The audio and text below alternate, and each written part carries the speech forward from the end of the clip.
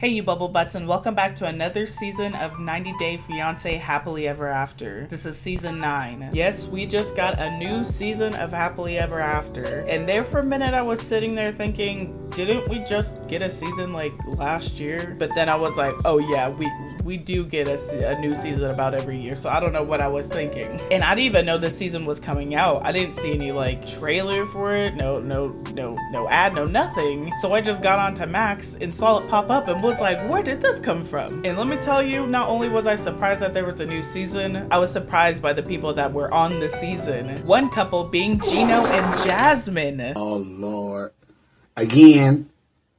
Again. Now in the last resort, I kept saying GINO was gonna be back, but I thought it was gonna be during the single life, because I kept seeing clips of him with another woman and the production crew. So I was like, oh yeah, the single life, that makes sense. But no, they're here. But why? And let me tell you, there's some other surprising couples. But since I already ruined GINO and Jasmine, let's just go ahead and start out with them. Now before their segment, of course, they had to play some clips of the last resort. Jasmine being pregnant, GINO and Matt going off on each other. And then they do a cut scene where it says that it's 7 months before the tell-all. So this is either right when Jasmine got pregnant or like right before. It's like, it's right there. But they start out with GINO getting off the plane. He's grabbing his bags, moving through the airport. And then on the other side, Jasmine is rolling up in the car to the airport, coming to pick up her boo. And they both seem excited to see each other, grabbing his stuff. He's hurrying up to the door. She's outside smiling, waiting in her dress. And he runs out those doors to go hug. Wait a minute.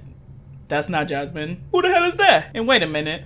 That's not GINO, that's Matt. Are you not embarrassed? This is really embarrassing. Yeah, so they are just like in two completely different areas with two completely different people. Why are they here? Well, I guess we're gonna get into it. We already know Jasmine and Matt. We don't need to go over them. GINO walks out to this new woman and her name is Natalie. And he flew all the way to Vegas to see her. Now GINO goes on to say after 4 whole months, he is now starting to explore his side of the open marriage. 4 months, he did give it some time. But at the same time, I'm like, how did he get another woman? How does he keep getting ladies? It's the same thing with Colty. Their DM riz must be like A1 or something, because it's like they keep getting women and they be beautiful women at that too, but then you see them in person and I just don't understand. And now GINO goes on to talk about the last resort. You know, when a new season comes around, especially with Happily Ever After, they always have to recap what they've been through. So GINO goes on to talk about the last resort and how he agreed to the open marriage, but once they got back, she broke all of the rules. So he decided to kick her out. He threw her stuff out on the lawn. Literally. At least it was folded up though, because I've seen worse. But now GINO is ready to make himself happy and he's ready to be intimate with a woman again. But you know, with all of this happiness and butterflies and stuff, there's always a kicker. And the one thing is that Jasmine does not know that GINO was here. Well, he's dead. Now we go over to Matt and Jasmine. Jasmine goes on to do the same thing, explaining everything that happened in the last resort. No intimacy, no schmecks, yada yada yada. But she goes on to tell her side about how she is still living in Michigan, but GINO kicked her out, so she's homeless now. So she's been living with Matt for the last 4 months. And at this point, bro, don't just go home. Go back to Panama. Like, what is keeping you here? Because like I said, either at this point she's not pregnant yet, or like she just got pregnant, so she doesn't even know yet. So it's like, go home. Like, what are you doing? Your kids are back there. You and GINO obviously aren't going to make it. It's so bad you're in an open marriage. Like, go home. But no, she's deciding to stay up in this guy's crib for the next 4 months plus some. And of course with Jasmine, she's doing the whole I love my husband, but I'm gonna F around with Matt because he's not giving me any intimacy. And this is where Jasmine starts to introduce Matt a little bit more. She explains all the stuff that we know, that they met at a gym, they got closer and closer as friends, and then she eventually asked him to be a part of the open marriage. But once they got back and they started doing all of it, GINO freaked out, kicked her out. She's been living with Matt for the last 4 months and it's nothing serious. All they are is roommates that like to F around. And also that Matt is 37 and he's never been in a committed relationship. relationship. And is that a red flag to y'all? Because I feel like it's a red flag for me. And she also goes on to say that he's a car salesman. Is that also another red flag? Because it kind of sounds like one to me. I don't know what it is. Car salesman?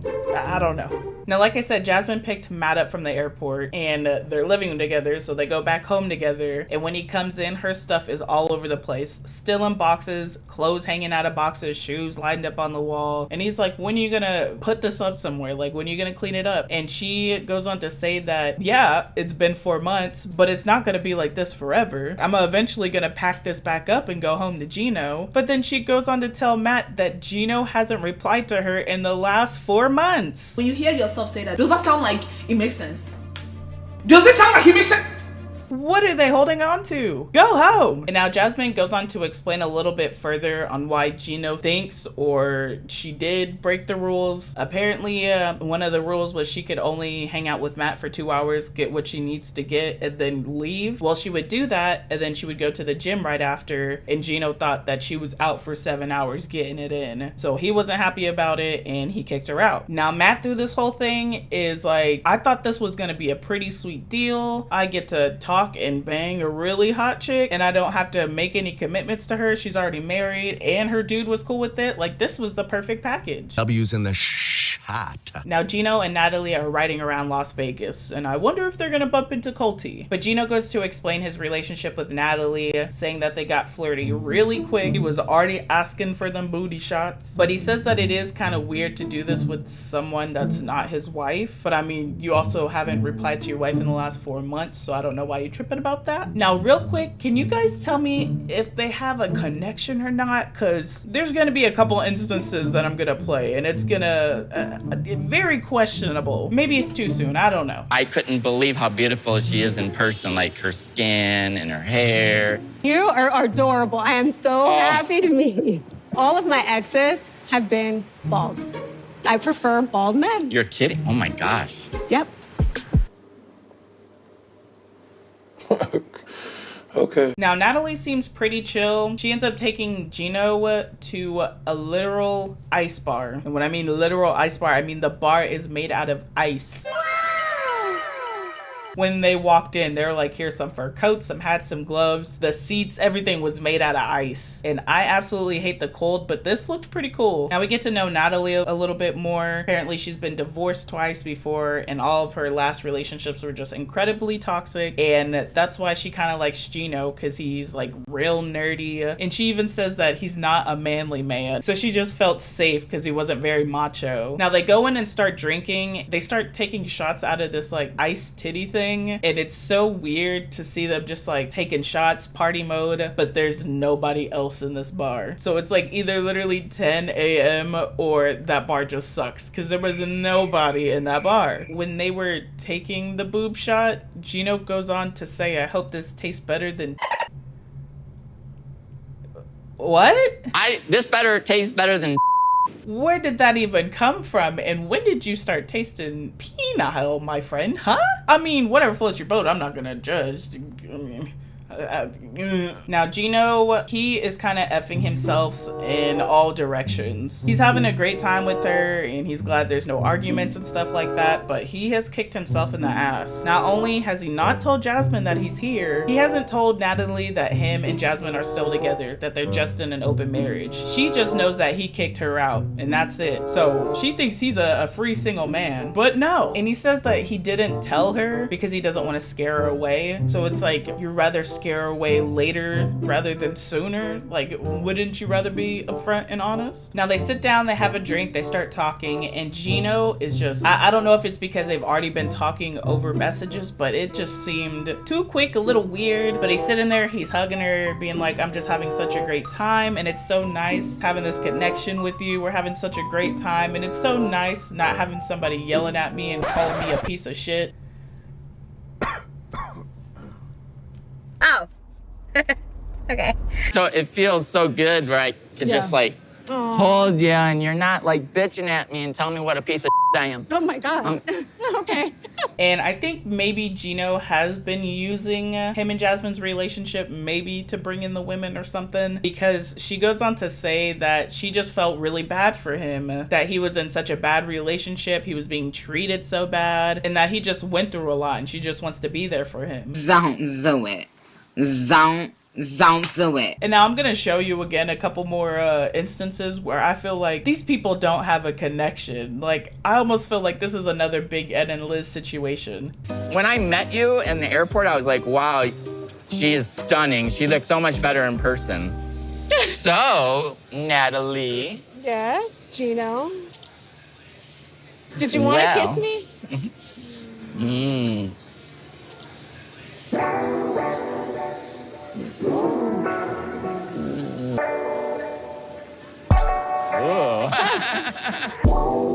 Brother, ugh. Like, doesn't it feel weird? Like, is this not another Liz? Did TLC hire Natalie?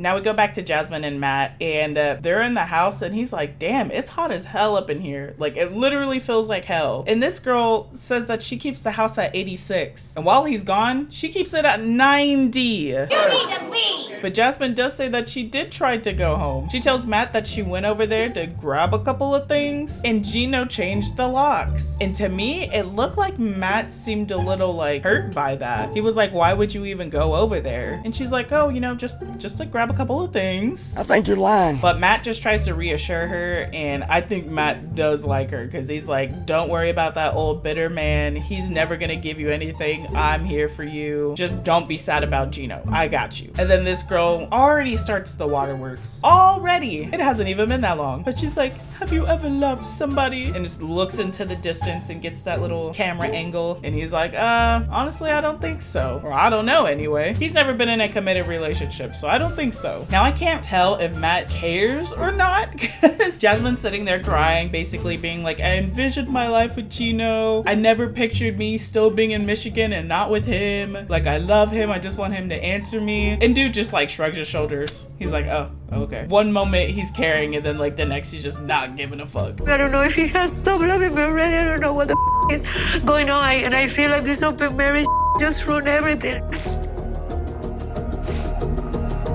Now the next couple we have is Kara and Guillermo, and I haven't seen them in a hot minute. I don't really remember too much from them other than Kara had like a little bossiness to her, like she kind of talked down on Guillermo a little bit, but it was I never saw anything like too crazy, you know, not no like Angela, Big Ed type situation. But again, they always go over their relationship. They met 5 years ago in the DR while she was working, and then she went back a few times, they hung out, and then she ended up moving there, and then they eventually got engaged, they got the K1, they moved back to the US together. And after she got married, 7 months later, she got pregnant. And they seem to be the one relationship on this season anyway that actually took their time to marriage. It seems like everybody else was like, after 3 days, we were engaged. Did you guys ever see that one guy, I can't remember his name, who went and met the girl that he was talking to and then proposed the same day? They hung out like maybe 2 hours and then he had to leave. So I booked a cruise that made a stop in the Dominican Republic. The ship only stopped in the DR for 1 day.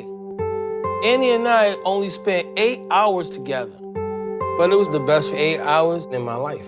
So right then and there, I was like, I had to have this shorty, so I asked her to marry me. I think they're still together though, so they were pretty lucky. But they open in with Guillermo. He's getting in a plane, flying off, and Kara and their baby are standing outside the gate just watching them. Now it turns out Guillermo has a dream of being a pilot. And right now, after that flight, he's feeling pumped. He's living the dream. Now after that, they get in the car. He's talking to her about it, being like, they let me actually fly the plane. And she's like, I know you're lying. He's like, well, I got to turn it a little bit, you know? But he's just so happy, on cloud 9, living his best life. But she brings it down quickly with the lecture. She's like, I understand this is your dream, but it's gonna take hard work. You gotta go to school, you gotta work on top of that. Where's your money? It takes a lot of money. Do you have any money? Where's all your money at? It's like $60,000. You got some hidden cash somewhere? You have to be able to hold down a regular job plus go to school.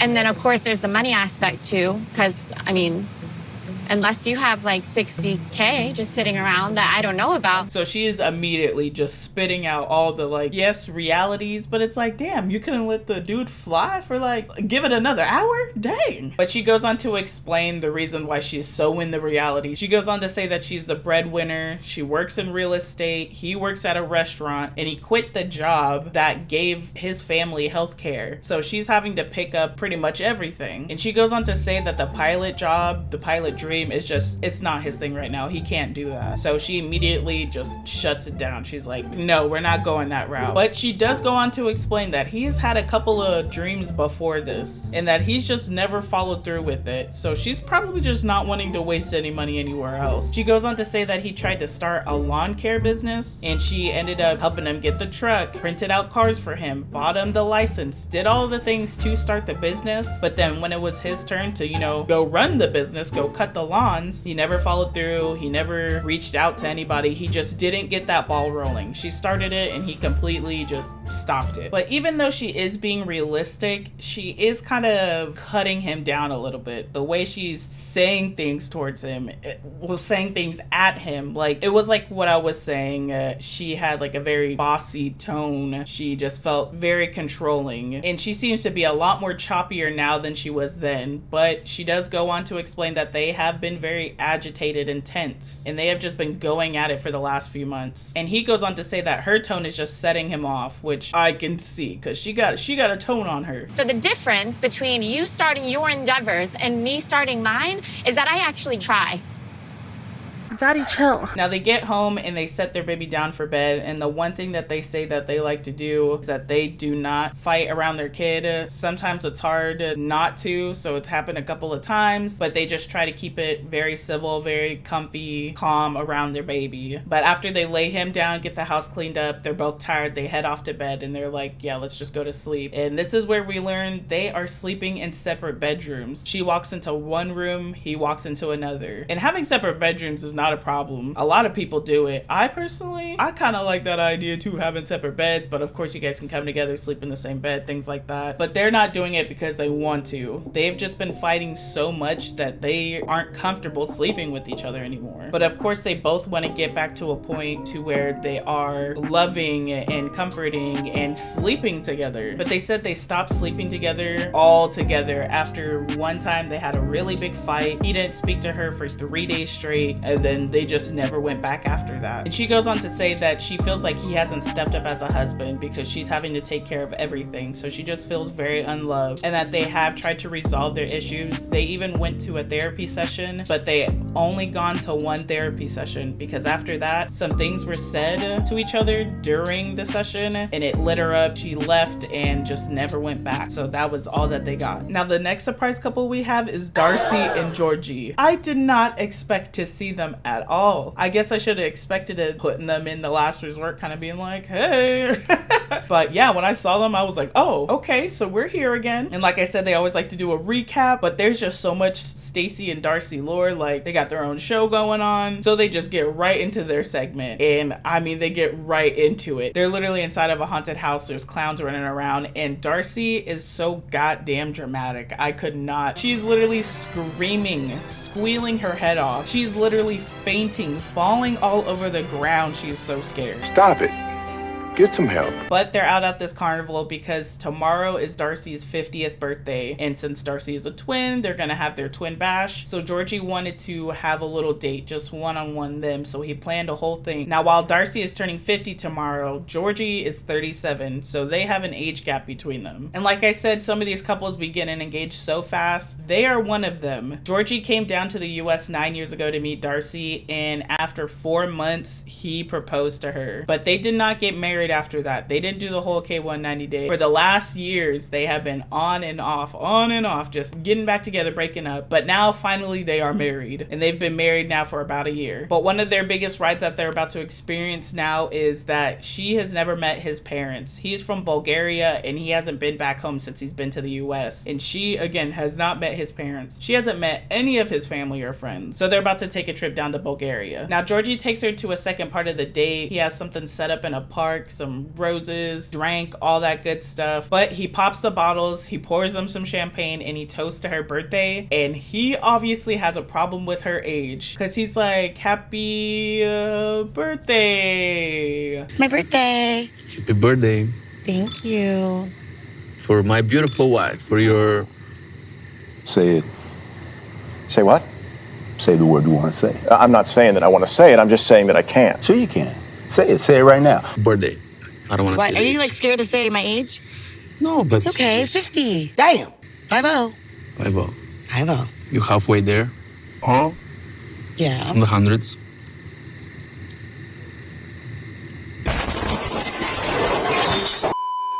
And man, Georgie does not like Darcy. I'm so sorry. He does not fuck around with Darcy like that. He may love her, but I don't think he's like in love with her. Now he goes into talking about the Bulgaria trip, and he's just very nervous because he hasn't seen his parents in a really long time. And on top of that, Darcy is gonna be the first woman he ever introduces to them. And he goes on to say, in his culture, first impressions are very big. Like you gotta come correct or that's it. Like you only got the one chance, and if you mess up, that's done. So he starts to talk to her about her clothing, her attire, and he's like, I just need you to know, not have your titties hanging out, basically. Like you can't have the Miami fit going on. And she takes big offense to it. And she goes on to say her fashion sense is on point. She's gonna come classy every single day. The guidelines that I gave Darcy, we wanted to cover up some of her boobs because a lot of her outfits show a lot of cleavage and it gives the wrong impression.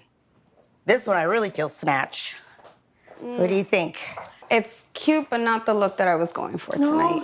No, Darcy. Do you have anything that maybe has a little sliver, but not like as much as that? 2 seconds later. My closet's already overfilled, but here's this one. Darcy, no. I don't know what else to wear.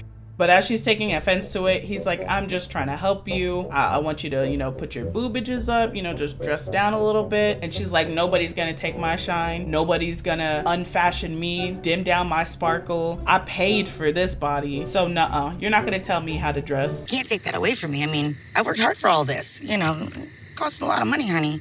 And I'm not going there to have a make under. But he goes on just to try to explain to her, like, the whole flashiness, the glam, all the boobages, all of that, it's gonna make people uncomfortable, especially his parents, because they come from a very conservative place, so they're very conservative. And his dad is straight out of the military, and he's a profiler.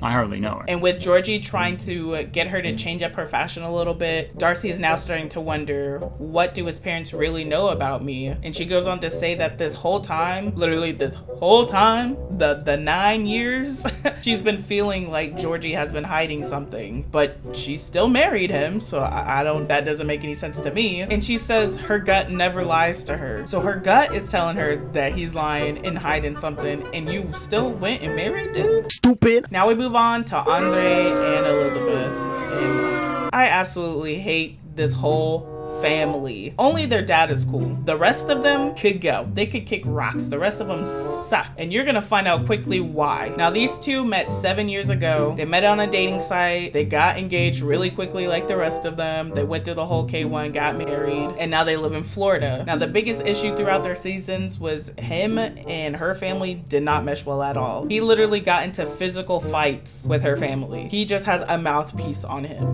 You bitch. In their whole relationship, all of them, her included, the whole family has so much tension that none of them are talking to each other. She only talks to her dad and one of her sisters now. And she's got brothers, sisters. She don't even talk to her own mom. Now they're out on a pirate ship with their kids, and this brings up a conversation of them moving to Moldova. And now, of course, he wants to move to Moldova because that's where his family and friends are. That's where he's from. That's where he's comfortable. But she is, of course, having second thoughts. But thankfully, they're going to take a trip there to see if she's really comfortable with the situation. But let me tell you, it doesn't matter if she's comfortable or not. Now, this is the first time 90 Day Fiancé really has intermingled the couples with each other outside of them, you know, putting them in a resort. Andre and Elizabeth are going to a housewarming tonight, and it's with two other couples, Yara and Jovi and Lauren and Alexi. So they will also be in this season. Andre and Elizabeth are going to Lauren and Alexi's housewarming tonight, and she's going to go and talk to Yara about moving to Moldova. She just wanted to see from a woman's perspective how it would be. And he's like, why would would you need to talk to another woman?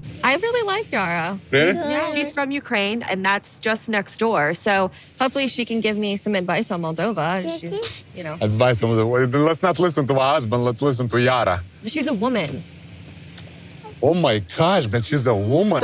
Now we go over to Yara and Jovi, and they've been here for a few seasons now. They were even on the first season of The Last Resort, and they were the only couple to stay with each other from that season. They are also another couple that moved fast. He was traveling around, they met on a travel app, they dated for 7 months, and then they got engaged, K1, marriage, so on and so forth. Now she did get pregnant when they got married, so they have a kid now. Now one of their biggest issues is that Jovi wanted to have more kids, but Yara did not, because Jovi works so much. Not only does he work a lot, he works away from home, so he's gone 6 months out of the year. So she did not want to be essentially a single mom. But now she's starting to open up a little bit more about having kids. But now they have another obstacle. Not only is he gone a lot, she just started a new business. And the business is in a luxury dog fashion. And he's even like, I don't understand where she got this from. She's never had a dog. We don't have a dog. So I don't know why she's into dog fashion. But she is confident that she's going to make this work out. And honestly, I feel like she's maybe just a little too confident. He is doing what Kara was doing, but not in a crappy tone. He's being more realistic, like, you have to work very hard at this. And she's just like, oh, you know, it's just gonna come. Yeah, I'll be good. It's fine. I don't really have to do too much. So she thinks it's gonna be easy peasy lemon squeezy. Now again, Lauren and Alexi are having a housewarming that night, so of course they had to talk about it. They go on to talk about how they're gonna be there. They're going because they want to make more friends because they just moved to Florida. They have no family or friends there, so they want to make some connections. Now we go over to Lauren and Alexi, and they have been in the 90-day universe for a while. They've been married for like 11 years now, and this is the couple that are having their housewarming. Now in the beginning, there's not too much talk anything. All they're doing is prepping for everybody to get there. So I'm just gonna hop right into the housewarming because that's where all the juicy stuff is. Yara, Jovi, Andre, and Elizabeth end up showing up. 2 others of their friends end up showing. And let me tell you, this lady right here, she don't play no bullshit. Now Lauren is friends with Elizabeth, but she does not know Andre that much. She just knows that he gets loud and disrespectful. So she's kind of a little nervous about tonight. Now while the guys go out to cook, the girls stay in to chug some wine. Now Elizabeth goes into talking about moving to Moldova, and even Yara is like, why the fuck would you move there? So we already know what Yara's opinion is about it. She's like, do not go there. But it's not the country itself, it's mostly how Elizabeth would adapt to living to that country. But Elizabeth goes on to reassure them that she's not moving there straight away. Like, she's gonna go there, test the waters, see how it is. But she goes on to say that she's nervous because Moldova is so corrupt. And Yara's like, that right there, that tells me you do not need to be moving to Moldova because that's how you see Moldova. And is America not corrupt? And that shuts Elizabeth up. She's like, oh, you know what?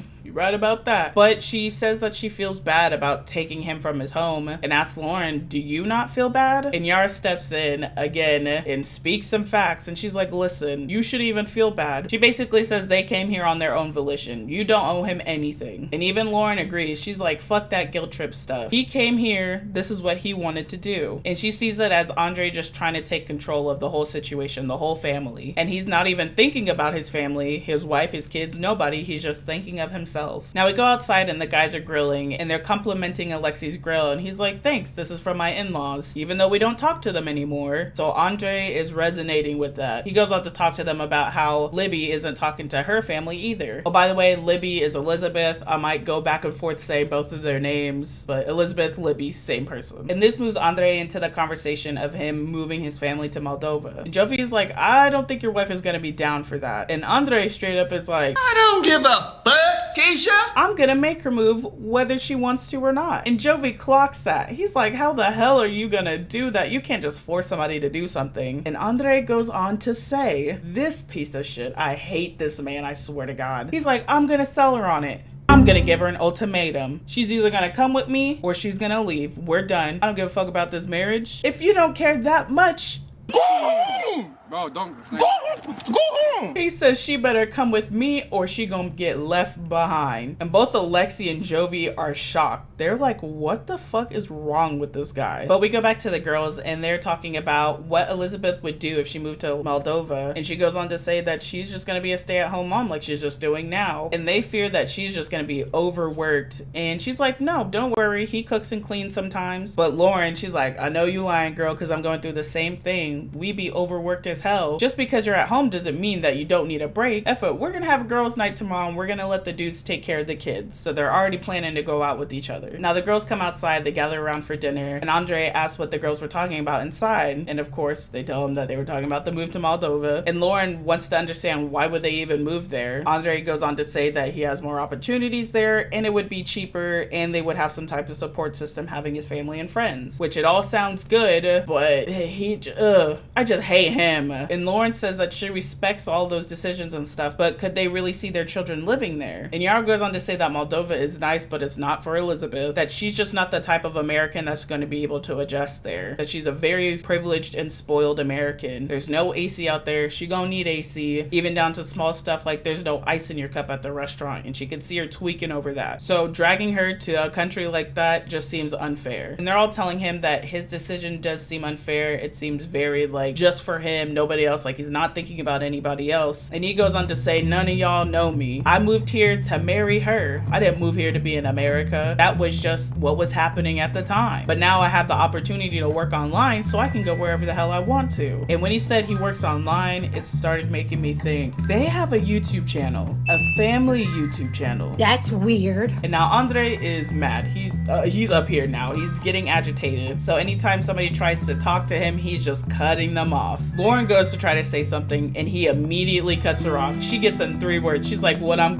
you want me to bend my wife over and fuck her? Huh? That's what you want me to do? You want me to fuck her on this table right now? Hey, yo, what the fuck? And the random woman, the woman that I was talking about earlier, she's like, are you gonna let anybody talk around here? Like, are you gonna let me talk? Are you gonna let me put in my 2 words? But Lauren and the whole table are just trying to get him to understand, like, Moldova is not the place for y'all. And yes, I guess they should let them go and explore it on their own, especially Libby, let her make her own decision. But they already all know how Andre is, so I completely back them on being like, you need to stop thinking about yourself, because that's exactly what he was doing. But as everybody is like, this just isn't the right decision, Andre is now starting to feel attacked, and now he's getting upset with Libby because she's not standing up for him. And now he thinks that her decision is being swayed by other people's words. But now Lexi puts his words in, and he's like, listen, you just need to involve your family with this. Like, it's not all about you. Like, you got a wife and kids now. And this dude is like, I'm not trying to force her. She can do what she wants. You know, I love my wife and my kids. I'm here to support. Beat his ass, bro! Beat his ass! Beat his ass! And thank gosh he got called out. Alexi was like, but didn't you just tell us earlier that you're gonna give her an ultimatum? He started sweating. He's like, what? An ultimatum? What does that even mean? I've never even heard of that word before. But he tries to deny it. He's like, no, I didn't. I didn't say that. What is that? And Alexi's like, you used that word verbatim. That exact word. You said you were gonna give her an ultimatum. But I'm not forcing her to move. But you literally told us that you're gonna make her move no matter what. You're gonna give her an ultimatum. I didn't say an ultimatum. I'm gonna give her an ultimatum. You're gonna leave her if she's not gonna move? We're gonna go separate ways? If it's not happening, I'll give her an ultimatum. Gotcha, bitch! You literally use that word. Okay, I use ultimatum, but I would say, like, hold on a second. Ultimatum? You lit liquor. And now Libby is like, you were gonna give me an ultimatum? What do you mean? And Andre is sweating. He's like, oh, just give me a second. Shh, everybody quiet down. Let me just think of an excuse real quick. Why do people do that when they're lying? They're like, everybody shut up. I need to use my brain real quick. But they give him a second and he still has nothing to say. He just sits there looking stupid. So she asks him again, what was the ultimatum? What were you gonna say? What, were you just gonna leave me? No. Well, and this dude says, no, of course I would never leave you, because obviously you're gonna move with me, duh.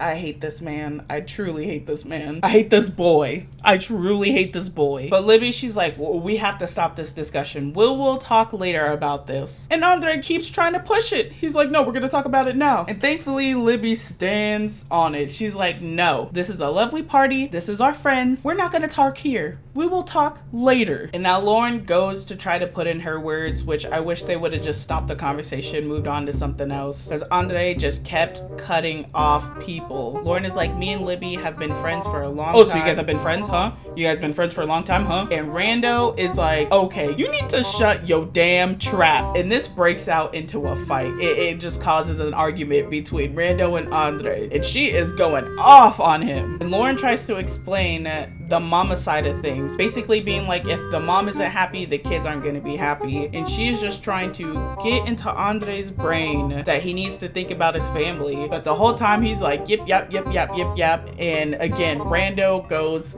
the F off. He's a You're a prick, and you don't deserve Okay, even let's calm down a little bit, because you piece of well, you bitch. Beat his ass, bro. Beat his ass. problem, asshole. And that's your man in your house that you're welcoming. No, that is gross. You don't deserve a visa, asshole. Free, you're gone. Bad man speaks bad to women, curses at women, speak to women bad. This is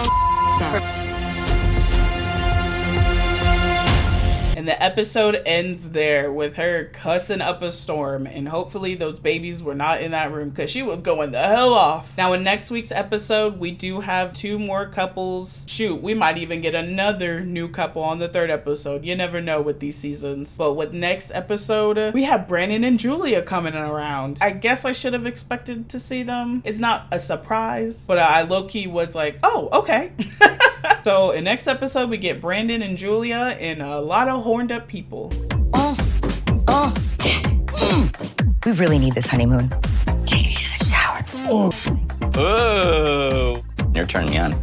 I haven't had sex in a year. I wanted jumper bones. I never thought that I was gonna be with somebody like this, honestly. Someone I cannot even trust. She's cheating. I don't know how I got here, you know? It's the last chance to convert to be a Muslim mother. What? It's Allah telling us, if we are not following him, we're burning forever in hell. You're like a demon.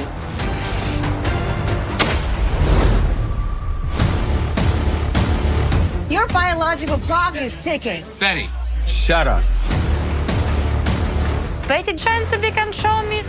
Respectfully, you. You're so much just You always like pull me down in front of everybody. I want to get out because I'm part of here. Now, I promised to try to stick it with this season. I know season 11, the 90 day, I kind of just dropped out of nowhere. I kind of, there was that couple month period where I was wobbly, but I'm back into it. I'll get these videos out to you, I promise. Maybe, I don't know. We'll see. You'll see. If you want me to continue this series anyway, go ahead and hit that like and subscribe, and I'll keep putting them out. But as always, thank you guys for coming and watching. It's always appreciated. You guys have a beautiful day. Bye.